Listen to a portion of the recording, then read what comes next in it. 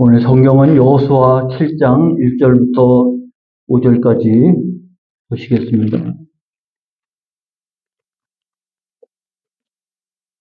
이스라엘 자손들이 온전히 바친 물건으로 말미암아 범죄하였으니 이는 유다 지파 세라의 증손 삽디의 손자 갈미의 아들 아간이 온전히 바친 물건을 가졌습니다.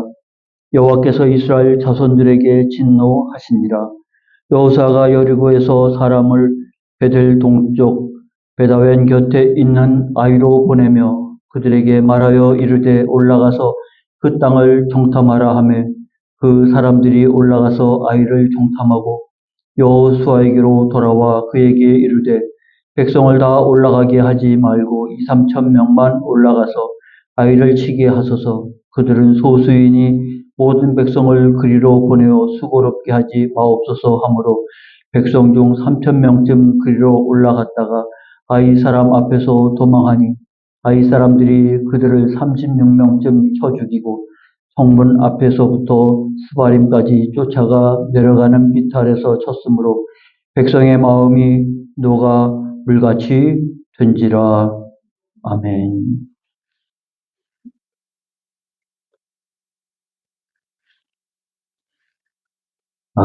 이스라엘 가나안 정복은 그들에게 있어서 아주 중요한 싸움이었습니다. 보통 싸움은 자기 본고지가 있고 그래서 원정을 가서 싸우든지 자기 본고지에서 성을 수송하든지 그래야 되는데 이스라엘은 지금 돌아갈 본고지도 없고 나아가지 않으면 안 되는 그런 민족입니다. 그래서 그들의 싸움은 실패하면 안 되는 싸움이었고 무조건 이기는 싸움을 싸워야 했습니다. 그런데 그들이 광야 생활 속에서 훈련과 연단 속에 하나님과 함께하는 이 싸움에 이제 준비된 자가 되었고요. 전무후무한 여리고 싸움에서 승리를 거두게 됩니다. 여리고 성의 싸움이 정말 인류 역사에 유례가 없는 그리고 단 한 번의 사건이었다고 보여집니다. 여리고는 이스라엘이 들어가서 싸우기 전부터 오래전부터 성을 쌓고 또 그 성을 축조하고 그래서 두 개의 안벽과 바깥의 벽으로 해서 외벽으로 해서 이중의 성벽을 가지고 있었는데 나중에 발굴된 것을 보면 보통 공격하는 쪽이 성을 무너뜨리고 들어가야 되니까 그러면 이 성이 무너진 게 성 안쪽으로 무너져야 되지 않겠습니까? 그런데 나중에 여리고를 발굴하면서 발견된 것은 여리고 성벽을 구성했던 그런 돌들이 바깥으로 쏟아져 나온 거예요. 그러면 안에서 밖을 공격했다고 하는데 그런 일이 있을 수 있습니다.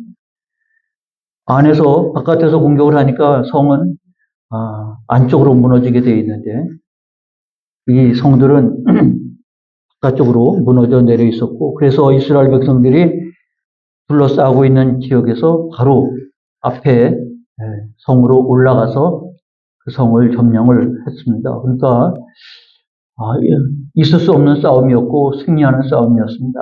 이걸 겪은 이스라엘 백성들에게는 얼마나 큰 힘이 생겼을까. 앞으로의 모든 싸움에 있어서 그들은 큰 믿음과 더불어 자신감이 더해졌을 것입니다. 그런데 오늘 7장의 시작은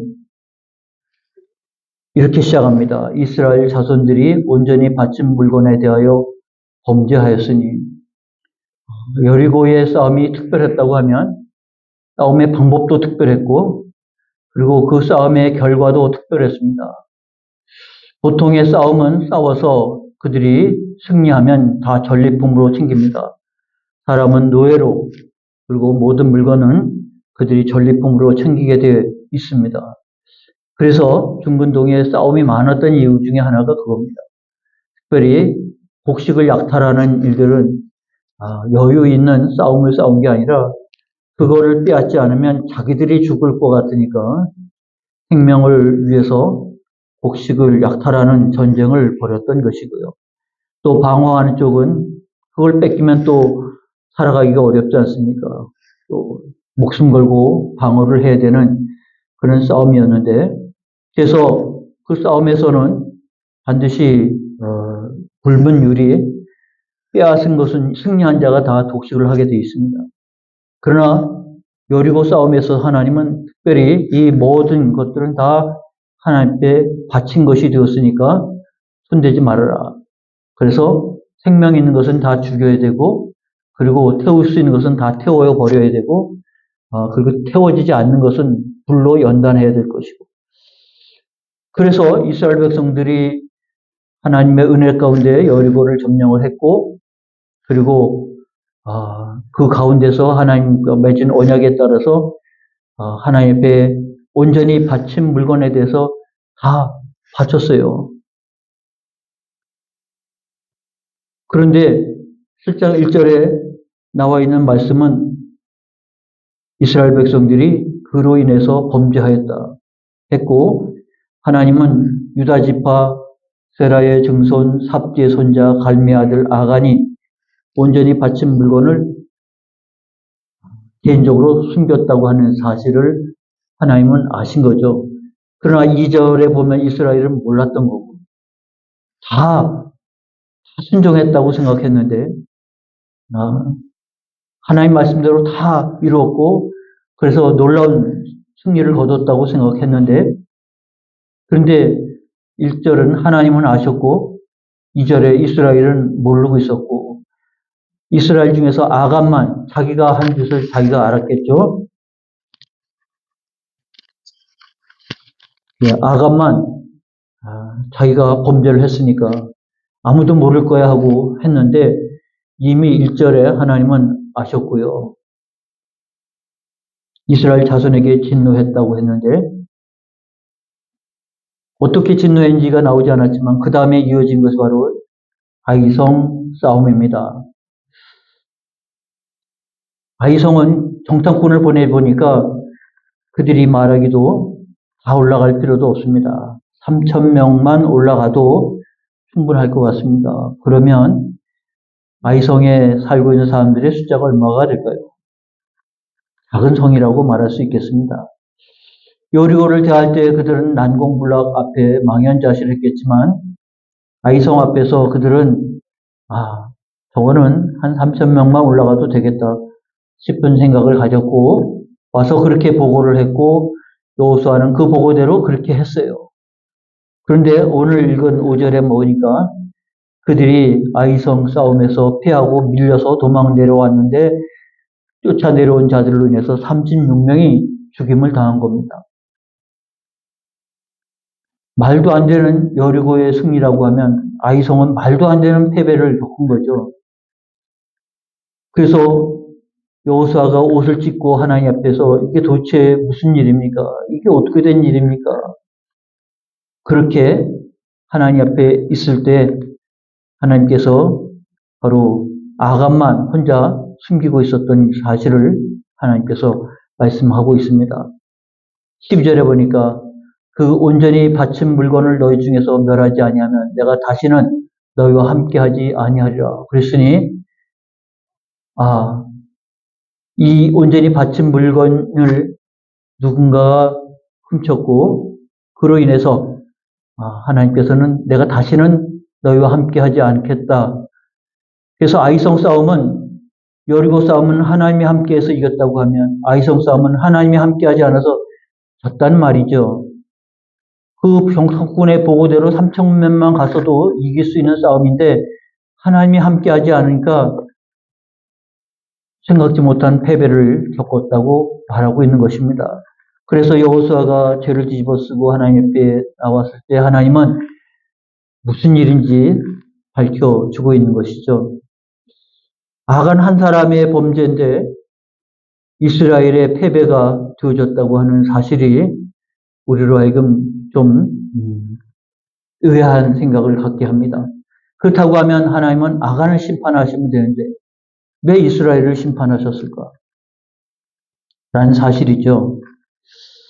우리가 하나님께서 새 일을 이루실 때 보면 이런 일들이 벌어지게 됩니다.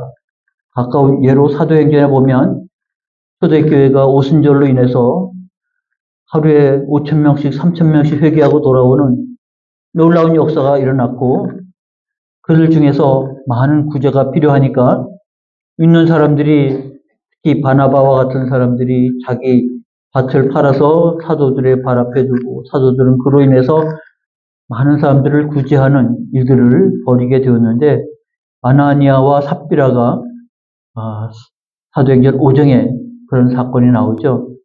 자기 자기 밭을 팔고 그 중에 일부를 숨기고 일부를 가지고 와서 전부 다 갖고 왔습니다. 그렇게 말한 거죠. 절반이라도 갖고 왔으니까 잘했다 칭찬을 할 수가 있는 부분인데 그 일로 인해서 아나니아의 영혼이 떠나갑니다. 후에 삽비라가 들어왔는데 그 아내도 똑같은 거짓말로 인해서 똑같은 죽음을 당하게 되죠. 아니 절반이나 갖고 왔는데 다 문제가 아니고 성령을 속였다고 하는 것이죠. 성령을 속였다고 하는 것이요. 그래서 초대교회가 이제 정말 성령이 임하고 은혜 받고 성장해가는 와중에 아나니아와 삽비라의 사건은 마치 찬물을 끼얹은 것 같은 일들이 벌어졌습니다만 아니요. 그것은 오늘 아이성의 싸움과 같이 하나님의 이스라엘을 심판하고자 하는 그 공동체를 심판하고자 함이 목적이 아닌 거죠. 이것이 무엇인지를 깨우쳐 주고자 하는 것입니다. 아간 한 사람의 범죄로 인해서 주어진 일인데 하나님은 이 일을 이스라엘 전체에 대한 심판으로 나타나게 됩니다. 이게 왜 문제가 될까? 일단은 하나님의 온전히 바쳤다라고 했을 때 이것은 언약에 근거한 겁니다. 하나님의 언약이 훼손이 된 것이고요. 하나님의 거룩함이 무너졌다고 하는 것입니다. 그것도 아간에 의해서 무너뜨려지는 것을 말하죠. 우리는 이 앞에 광야에서 레위기, 민수기를 거치면서 하나님이 레위기를 통해서 가장 핵심으로 말씀하고 있는 것은 하나님이 그들 가운데 거하시되 하나님이 거하신 그곳은 거룩해야 됩니다. 그 진영은 거룩해야 됩니다. 부정한 것은 진영 밖으로 내보내야 됩니다. 분리시키는 거죠. 그리고 회복되면 정결 예식을 통해서 들어오게 됩니다. 이것이 레위기의 신앙이고 정신이었습니다. 그래서 이스라엘 백성들에게 있어서 머릿속에 늘 깊이 인식해야 할 것은 하나님이 이곳에 계시니 이곳은 거룩하다고 하는 의식이 그들에게 있어서 절대적으로 필요한 것이죠. 그런데 이와 같이 아간의 범죄는 개인이 탐욕을 부려서 이와 같이 금도 숨기고 은전도 숨기고 신할 외투도 숨기고 그 일들을 벌인 것을 우리가 오늘 본문에서 또 앞에서 보게 됩니다. 그런데 이와 같은 일들이 단지 개인의 욕심으로 하나님께서 처리하지 아니하시고요. 이것은 거룩함을 무너뜨린 것이. 거룩함을 무너뜨린 것에 대해서 우리는 모세가 가나안 땅에 들어가지 못한 원인이 백성들 앞에서 하나님의 영광을 나타내지 않았다. 하나님의 거룩함을 드러나지 않고 분노하는 무리바 사건으로 인해서 들어가지 못한다고 그러지 않았습니까? 하나님의 거룩을 무너뜨린다고 하는 것에 대해서 하나님은 어떻게 말씀하고 있는지를 우리는 성경을 통해서 분명히 알게 됩니다. 그러므로 이 일은 결코 작은 일이 아닙니다. 언약을 훼손하고 거룩을 무너뜨렸다고 말씀하고 있는 것이죠. 그러면 여기서 우리가 그렇게 묻습니다. 한 개인의 범죄에 왜 공동체가 심판을 받습니까? 한 사람이 잘못했는데. 근데 이제 저희가 군대 생활하거나 단체 생활할 때도 그런 일이 종종 벌어져요. 한 사람이 잘못하니까 그 한 사람만 벌 주는 게 아니라 그와 관련된 모든 사람들을 다, 그래서 그 동기들 아니면 그 밑에 사람들 다 불러 모았고 애매한 체벌을 받게 되는 경우가 있습니다. 근데 억울하지만 그러나 그걸 통해서 말하고자 하는 것은 무엇이겠습니까? 공동체라고 하는 의식을 그들이 갖게 하는 것이죠. 이스라엘은 언제나 이와 같은 언약 공동체라고 하는 사실을 일깨워줍니다. 거기에 우상숭배는 언약 공동체를 깨트리는 일이 됩니다. 그래서 하나님 늘 그렇게 말합니다. 우리는 한 몸으로 이루어졌다. 그래서 신약의 교회가 예수 그리스도를 머리로 인해서 하나로 지어진 언약 공동체라고 하는 사실을 일깨워줍니다. 그 공동체에 하나님의 임재가 이루어지는 거예요. 그래서 하나님의 임재가 특별한 경우에 하나님의 사람을 세울 때 임하지만 일반적으로는 다 한 공동체에게 임하십니다. 그래서 이스라엘 백성들에게 하나님이 성막을 짓게 하시고 이스라엘 공동체에 임하시는, 거한다고 하는, 우리가 지난 주일날 너희는 내 안에 거하고 내가 너희 안에 거하고 포도나무의 비유를 통해서 거하심이라는 말씀을 배우지 않았습니까? 거하심이 이루어지기 위해서 하나님은 함께 하실 때 임재하십니다. 그러므로 우리는 우리 개인에게 임하시는 은혜가 있긴 하지만 성경은 하나님이 공동체를 이룰 때 그곳에 임재하십니다. 그래서 두세 사람이 내 이름으로 모인 곳에 함께 하시는 겁니다.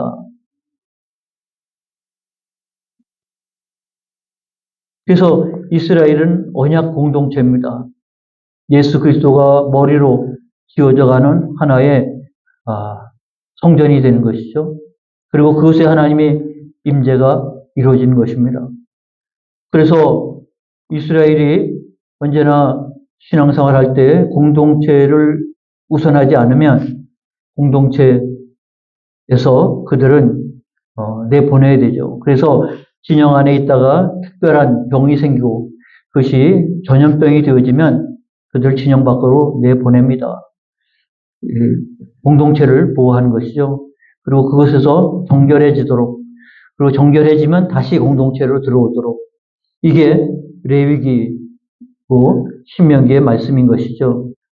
그래서 언약 공동체를 이루고 있다고 하는 사실을 일깨워 주고 있는 것입니다. 그래서 아간의 범죄지만 아간의 범죄 하나로 끝나는 것이 아니고 공동체가 무너지고 깨트려진 것이고 그곳에 하나님의 임재가 일어날 수가 없는 것입니다. 그래서 그 온전히 바친 물건을 너희 중에서 멸하지 아니하면 내가 다시는 너희와 함께하지 아니하리라.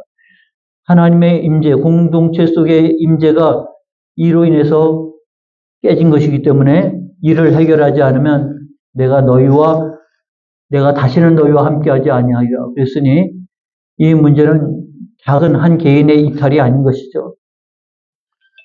언약을 훼손하고 거룩함을 무너뜨린 것이지만 언약 공동체가 깨진 것이고 그래서 하나님의 임재가 이와 같이 함께할 수 없는 상황에 이르렀다는 것을 말해주고 있는 것입니다. 물론 할 때마다 하나님께서 떠나신 건 아니에요. 그래서 하나님께서는 그들을 돌이키려고 이스라엘에 범죄할 때, 우상숭배할 때 선지자를 보내죠. 돌이킵니다.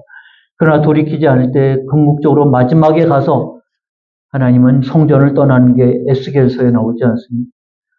그래서 솔로몬 성전의 지성소에 있던 하나님의 영광이 차츰차츰 문 밖으로, 성 밖으로, 요단 성 동쪽에 있는 감람산 위로 하나님의 거룩한 영광이 빠져나가는 것을 보게 됩니다.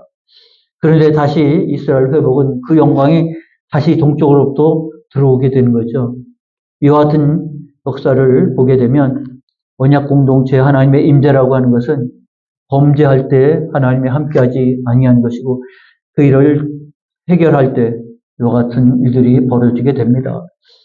그래서 한 사람과 공동체의 관계를 우리가 생각해 봐야 합니다. 성경은 그렇게 말하고 있어요.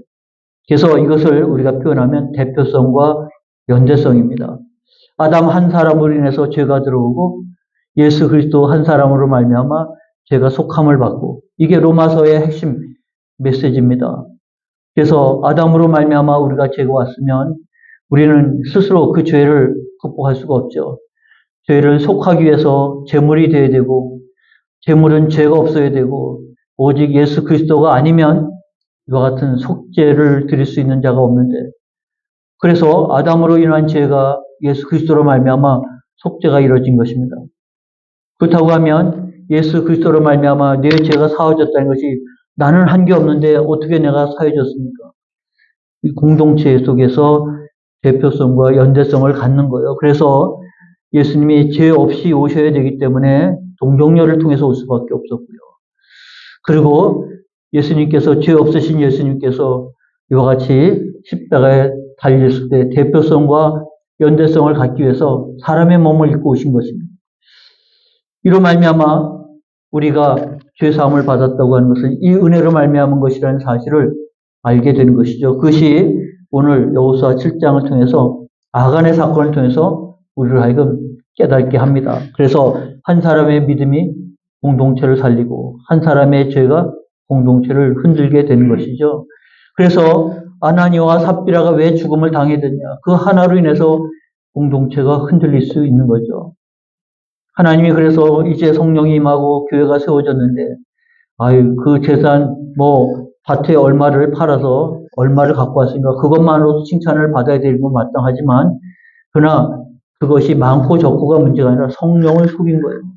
성령의 역사를 이해하지 못한 자들이 그와 같이 말합니다. 그리고 베드로가 그들이 한 일을 만났을 때 성령이 말씀하는 것을 들어서 알았어요. 그리고 확인합니다. 근데도 잘못했습니다. 반만 갖고 왔습니다. 이렇게 하면 되는데 끝까지 전부 답니다. 성령을 속이는 그들의 모습 속에서 신앙의 공동체에 흔들림이 있게 되는 거죠. 이것이 교회를 거룩하게 하는, 그래서 죄를 사하고 공동체를 건강하게 만드는 방법이 된 것입니다. 아간의 문제를 하나님께서 취급하신 것은 그와 같은 것입니다. 아이성 싸움은 하나님이 아간을 심판하는 게 목적이 아닙니다. 이것을 통해서 이스라엘 백성들이 공동체의 정결함을 회복할 수 있도록, 그래야 하나님의 임재가 있는 것입니다. 하나님의 임재가 있어야 그들이 싸움에서, 앞으로의 싸움에서 승리하지 않겠습니까? 하나님은 공동체를 정결하기 위해서 죄를 드러내신 것이고, 드러내신 죄로 인해서 그것을 정리하는 거예요. 그래서 7장에는 이제 하나님을 알지만 이스라엘 백성들은 모르잖아요. 그래서 제비 뽑습니다. 12지파 중에서 유다 지파가 뽑혔고, 유다 지파 중에서 세라 족속이 뽑혔고, 세라 족속 중에서 삽디가 뽑혔고, 삽디 가족 중에서 모든 남자를 가까이 나오게 해서 제비 뽑았는데 아간이 뽑히게 된 것이죠. 그러므로 그는 은밀하게 했지만 공공연하게 다 드러나게 됐고요. 그로 말미암아 아간이 심판을 받게 됩니다.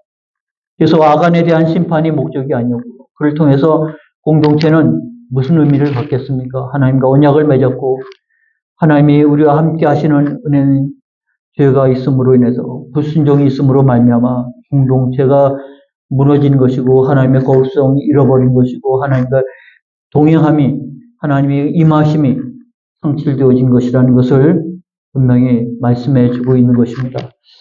그런 의미에서 보면 이제 오늘 우리 시대에 우리가 신앙생활하는 데 있어서 이런 의식이 얼마나 사실은 빈약한지 모릅니다. 공동체라고 하는 의미, 그리고 공동체라고 하는 생각.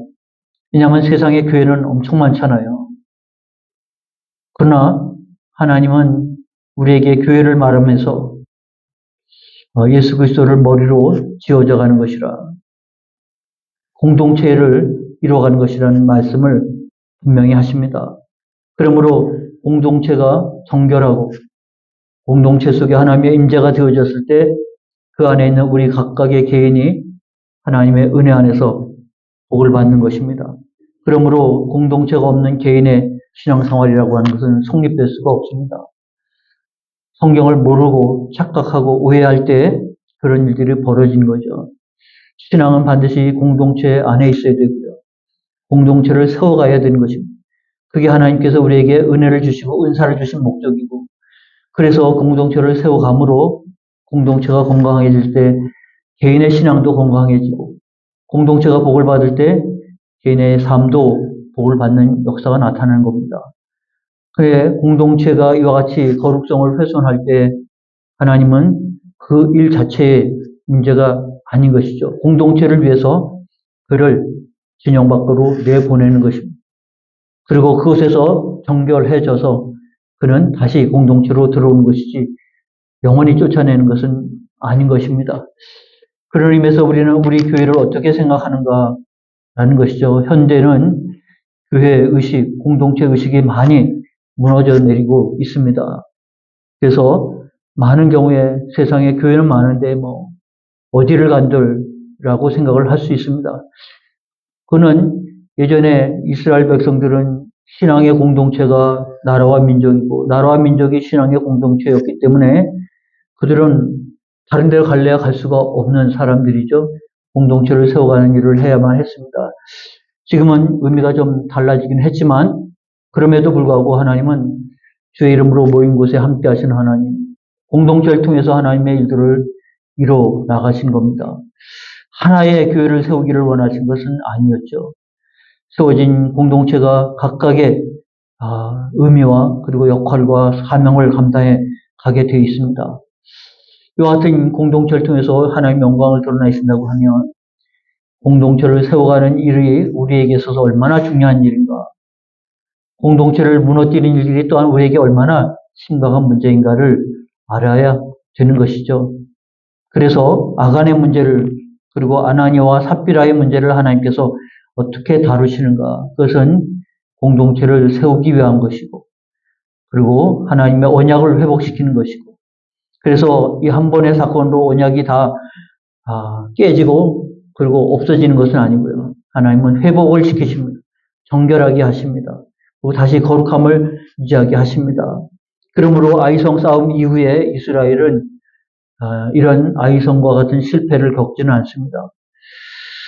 근데 문제는 이스라엘이 하나님 앞에 전적으로 순종해야 되는데 전적인 순종을 드러내지 못함으로 여호수아서는 결론이 그들이 땅을 차지하고 땅 분배를 받았다, 다 목적이 아닙니다. 그들은 그렇게 했었어야 되는데 그렇게 하지 못했다고 하는 이야기를 하고 있는 거예요. 그게 여호수아의 전체적인 내용인 것을 나중에 여러분 확인하게 됩니다. 우리의 신앙은 언제나 하나님의 은혜가 예비되어 있고 하나님의 축복을 예비하고 있지만 거기에 미치지 못할 때가 너무 많은 거예요. 그래서 돌아보면 그렇게 했어야만 했는데, 그런 메시지를 우리가 받을 때가 많이 있습니다. 그럴 때는 그때는 깨닫지 못했고 이해하지 못했기 때문에 그러긴 했다고 하면, 이제 깨닫는다고 하면, 하나님께서 은혜를 주셨다고 하면 그 일에 대해서 우리가 힘써 나가는 자리가 되어야 되는 것이고, 그렇게 했었으면 좋았을 걸 하고 후회하는 자리가 되어서는 안 됩니다. 오늘 이 시간 우리는 공동체를 세워가는 것입니다. 우리 안에 거룩성이 깨지지 않도록, 언약이 깨지지 않도록 정결하게 우리가 그 일을 감당해 가야 되는 것입니다. 그래서 우리는 기도해야 됩니다. 그리고 우리는 서로 돌봐야 됩니다. 그리고 우리는 서로 세워줘야 합니다. 그것은 나를 세우는 것이 되어지기 때문에 그렇습니다.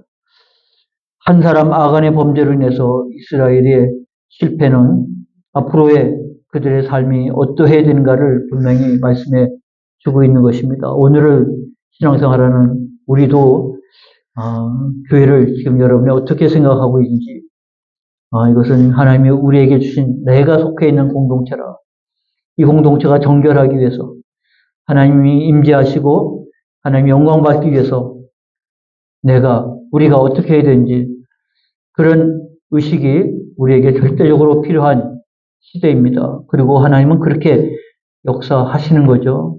그래서 세상에 교회가 많이 있지만 하나님의 거룩한 영광이 나타나고 하나님이 들어 쓰시는 교회는, 모든 교회가 다 그래야 되는데 다 그러진 않잖아요. 그렇다고 해서 그들이 뭔가 더 모자라고 부족해서 뭔가 더 열심히 해야 되는데 예수님 뭐라고 말씀했습니까? 지난 주일 말씀한 것처럼 내 안에 거하라고 하신 것이죠. 그러면 거할 때 우리는 열매를 맺게 하는 거니까 온전히 거하기 위해서 병들고 썩어가고 그리고 문제가 생기면 안 되는 거죠.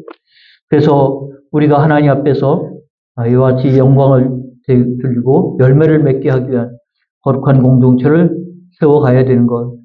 그것은 저절로 세워진 것은 아닙니다. 여리고의 싸움이 강력한 여리고와의 전쟁에서 승리했다고 하면 아이성 싸움은 자기 안에 있는 바로 이 탐욕을 자기 안에 있는 이 공동체를 훼손한 언약을 깨트리는 그걸 대수롭지 않게 생각하는 그리고 탐욕이 더 앞서는 문제로 말미암아 일어나는 사건이었다고 여러분 생각하시면 문제는 바깥에 있기보다는 내 안에 있다고 하는 게 더 맞으리라 보여집니다. 문제는 바깥에보다 내 안에 있는 것이죠. 내 안에서 내가 정결해지는 것입니다. 내 안에서 우리가 거룩해져야 되는 것입니다. 그런 의미에서 우리 교회는 이와 같은 신앙을 지향하고 있고요. 우리의 신앙 고백 속에서 살아가는 일들은 바로 교회가 건강하고 그리고 거룩성을 유지하고 하나님의 임재가 있고 그런 하나님 앞에 예배하는 모든 회복되어진 역사가 일어나기 위해서 우리가 기도하고 또 섬기고 헌신하는 것입니다. 그런 여러분의 수고가 있어 우리 개전교회가 그래도 힘을 얻고 또 하나님의 영광을 나타낼 수 있다고 하면 그것은 우리가 하나의 공동체로서 같이 하기 때문에 그렇습니다. 그러므로 공동체에 대해서 이와 같이 아간과 같이 깨트리는 문제도 심각한 문제지만 공동체에 대해서 무관심한 것도 사실 더 큰 문제를 야기할 수 있는 것입니다. 다 내게 주어진 사명입니다. 공동체를 세워가는 것, 정결하게 세워가는 것, 내 하나의 잘못으로 끝나는 게 아니고 나로 인해서 한 사람을 해서 어떤 파급이 생기는지 알 수가 없습니다. 그래서 공동체를 세워가는 일을 위해서 이제 우리가 다음 주 겨울 성경학교를 하면서 바울 서신의 두 번째 시간을 갖습니다만 바로 그 로마서 그리고 에베소서, 빌립보서, 골로새서 그리고 디모데전서, 디모데후서 그리고 디도서 바울의 서신 속에서 바로 이 공동체가 정결하게 하도록 하기 위해서 어떤 노력을 하는지 어떤 힘을 쓰는지를 우리가 볼 수가 있습니다. 그래서 이것은 어느 한 특정한 시대의 문제가 아니구나. 오늘 우리의 과제구나. 우리의 힘이구나. 그래서 여러분이 기도가 나의 관심으로 기도할 때가 많은데 교회를 위해서 기도할 때 우리 교회가 공동체를 잘 유지할 수 있도록 정결하게 유지할 수 있도록 거룩함이 나타날 수 있도록 하나님이 그 가운데 함께 할 수 있도록 그래서 이를 통해서 열매 맺는 일들이 이루어질 수 있다고 말씀드렸잖아요. 교회도 그렇고 여러분도 그렇습니다. 그러므로 우리에게 그런 가능성이 있는 것은 거함으로 인한 것이기 때문에 오늘 아간의 사건은 거하지 않은 자의 결말인 것입니다. 이스라엘이 우리가 또 그렇게 말합니다. 1절에서 하나님은 알고 있었지만 2절에서 이스라엘은 모르고 있었고 여호수아가 해야 할 일이 뭐였을까요? 아이성 싸움에 정탐꾼을 보내기 전에 하나님의 앞에 나와야 기도해야 되지 않겠습니까? 성령이 교회에게 하신 말씀을 들을지어다. 깨우친 자는 오늘 이와 같은 모습이 교회 안에서 늘 있어야 되는데 늘 기도했던 여호수아는 아이성 싸움을 앞에 놓고 기도하는 일은 생략했습니다. 왜냐하면 3,000명만 올라가도 되니까. 오늘 우리의 신앙은 늘 하나님의 임재 앞에서 거하는 자의 삶을 살아가야 되는 것입니다. 그럴 때 하나님의 임재 속에서 영광 받으심 속에서 열매 맺는 일들이 이루어진다고 하는 사실을 마음에 새기고 교회 공동체를 이룬다. 내가 좋은 공동체를 찾아가는 게 아니라 좋은 공동체를 세워가는 데 하나님 나를 여기 보내셨구나. 이를 위해서 기도하게 하시는구나. 이를 위해서 내가 어떻게 쓰임받는 것인가. 여러분이 그런 신앙으로 교회를 섬기는 자리에 있으시기를 그리고 그 일이 합당한 열매로 하나님께 영광 되고 여러분에게 열매가 가지고 축복이 되어지는 자리가 되어지기를 주 이름으로 축원합니다. 기도하겠습니다. 하나님 아버지 은혜 감사합니다. 오늘 아간의 범죄로 인해서 이스라엘이 있을 수 없는 싸움에 패하고 그 패함이 이스라엘 앞으로의 싸움에 얼마나 큰 해를 끼쳤는지 36명이 죽은 것만 끝나지 않고 여호수아는 하나님 앞에서 죄를 집어쓰고 옷을 찢을 수밖에 없는 상황이었고 이스라엘 백성들은 참으로 자기 힘으로 아무것도 할 수 없는 낭패를 겪으면서 이 험난한 이 가나안 싸움에 망연자실해 있는 하나의 범죄로 인해서 이루어지는 결과가 너무 엄청난데 아버지 지금은 공동체의 모습이 구약의 이스라엘 백성들과 다르긴 합니다만 그래도 예수 그리스도께서 피 흘려 세우신 교회요 성령께서 그 가운데 거하심으로 세운 공동체라고 했으니 다를 바 없음을 우리가 고백하며 우리의 공동체를 세우신 뜻이 74년 전부터 시작되어진 줄 압니다. 우리의 쌓여진 역사만큼 우리가 마음을 같이 하는 것만큼 아버지 이 교회에 대한 하나님의 마음과 뜻을 분별할 수 있는 저희가 되게 하시고 우리 한 사람 한 사람이 내가 은혜 안에서 살아가는 일들이지만 이것은 교회를 세우고 공동체를 세우는 일이고 이를 통해서 하나님의 역사는 더 귀하게 나타나는 것인 줄 아오니 공동체에 대한 헌신들이 지금까지 있어 왔지만 다른 새로운 사명을 가지고 헌신하는 종들 되게 하여 주옵시고 저들의 헌신 속에서 하나님의 교회는 굳건하게 세워져 가도록 하나님께서 함께해 주옵소서. 왜 내가 해야 되는가가 아니라 내가 그 일을 할 수 있어서 감사하고 그 일을 할 수 있도록 하나님께서 나를 세우셨고 그 일을 할 수 있도록 내게 은혜를 베푸시고 그렇게 은사를 더하시고 능력을 더하신 것을 우리가 깨달은다고 하면 감사함으로 직분을 감당하는 자여 감사함으로 헌신의 자리에 나가는 저희들 될 수 있도록 이끌어 주옵소서. 이 수요일 오후에 그래도 하나님 은혜를 사모하며 그리고 몸된 교회를 세우고자 하는 거룩한 헌신의 마음으로 함께 모인 아버지 이 교회 공동체 위에 주님께서 사랑한 자들에게 함께해 주신 줄로 믿습니다. 아버지 저희들의 심령 속에 함께해 주신 줄로 믿습니다. 주님과 함께하는 거룩한 은혜의 자리에 설 수 있음을 다시 한번 일깨우면서 하나님 참으로 주님과 함께하는 자의 기쁨과 그리고 함께하는 자의 샬롬 평안과 그리고 담대함과 거룩함을 가지고 승리하는 저희들 믿음 생활 되게 하여 주옵시고 아버지 이 세상 속에서 계절교회가 아름다운 신앙의 공동체로 하나님의 영광을 드러내는 교회의 모습을 아버지 간직하며 주님 오신 날까지 흠없이 주님을 맞이할 수 있는 교회로 세워지도록 은혜 나뉘어 주옵소서. 하나님의 거룩한 은혜가 사모하는 저희들 가운데 거룩하게 임하기를 소망하며 예수님의 이름으로 기도하옵나이다. 아멘. 찬송 270장 우리 같이 부르시면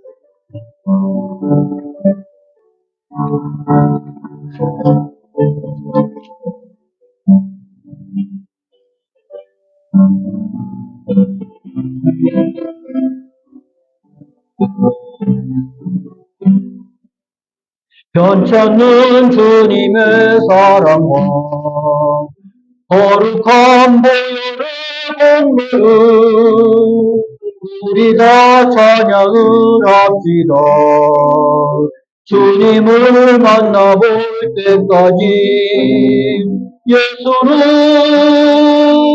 우리를 깨끗게 하시는 주시니 그의 피 우리를 눈보다 더 이게 하셨네.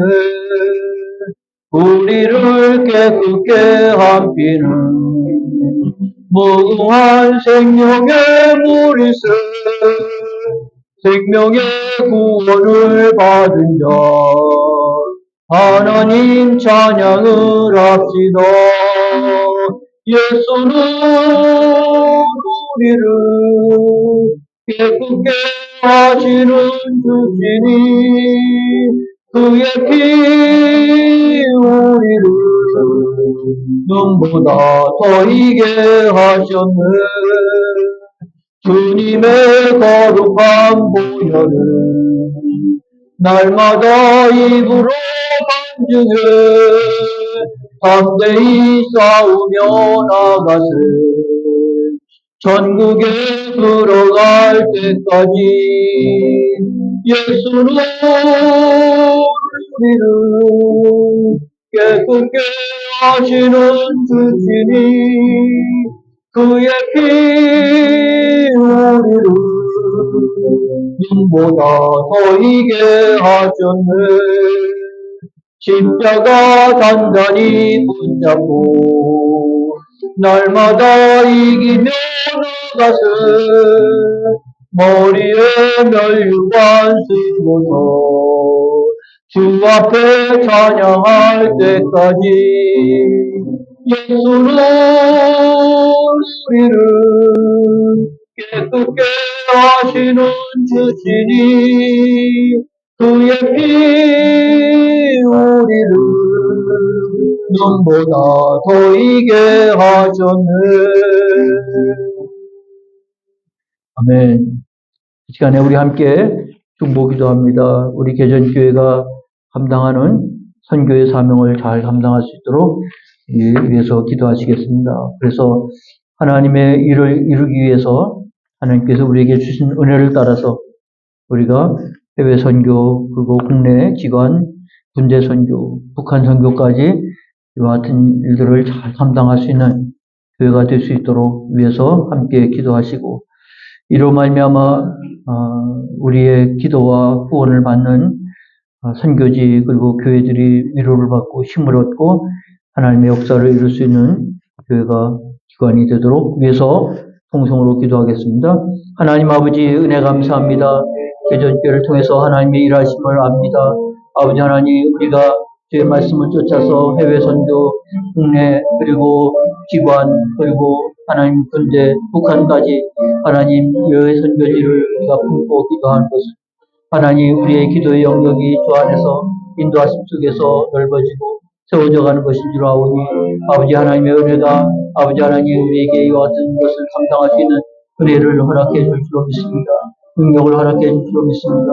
아버지 영광 가운데로 이끌어 줄 줄로 믿습니다. 아버지 하나님, 그래서 하나님의 은혜가 흐르고 아버지 하나님의 말씀이 흐르고 하나님의 축복이 흐르는 역사가 아버지 주여 개전교를 통해서 이루어지고 나타나게 하여 주시옵시며 아버지 하나님, 이로 말미암아 하나님 선교지들을 위로를 받으며 힘을 얻으며 아버지 도움을 얻으며 그리고 하나님 앞에 아버지 더욱더 함께하고 동행하는 가운데 아버지 역사를 이루어가시는 아버지 귀한 선교지들 될 수 있도록 끌어 주시옵시고 아버지 개전교회 우리는 일을 감당할 수 있는 힘을, 그런 능력을 하나님 허락해 주시옵소서. 이를 통하여 이루시는 하나님의 거룩한 역사를 아버지 맛볼 수 있도록 아버지 그렇게 역사할 수 있도록 우리 하나님 함께하여 주옵소서. 이에 참여하는 성도들 속에 함께하여 주옵시고 아름다운 헌신들이 아버지 앞에서 은혜가 되고 열매가 되고 하나님의 축복이 될 수 있도록 끌어 주시옵소서. 오늘도 함께하신 주님을 찬양하며 아버지 역사를 인도하여 주시옵소서. 아버지 거룩한 은혜가 함께하는 자리가 될 줄 믿습니다. 아버지, 그래서 개전교회가 이와 같이 물질과 기도뿐만 아니라 아버지 우리의 하나님 놀라우신 은혜 체험이 그리고 이 하나님의 놀라우신 함께하심과 역사하심이 함께하고 나누고 아버지 하나님과 더욱 복된 역사에 아버지 빛이 붙여진 역사가 나타나게 하옵소서. 예수님의 이름으로 기도하옵나이다. 아멘. 주님 가르쳐 주신 기도로 예배를 마치겠습니다. 하늘에 계신 우리 아버지의 이름을 거룩하게 하시며 아버지의 나라가 오게 하시며 아버지의 뜻이 하늘에서와 같이 땅에서도 이루어지게 하소서. 오늘 우리에게 일용할 양식을 주시고 우리가 우리에게 잘못한 사람을 용서해 준 것 같이 우리 죄를 용서하여 주시고 우리 시험에 빠지지 않게 하시고 악에서 구하소서. 나라와 권능과 영광이 영원히 아버지의 것입니다. 아멘. 하나님 감사합니다. 지금의 나를 자는 아버지 시간 좀 지내는 속에서 우리를 세우소서. 하나님 앞에서 보여주는 소리를 나가서 마침만 듣는 소식을 하나님 감사합니다. 큰 은혜 자리에 주옵소서. 아버지 하나님 아버지 하나님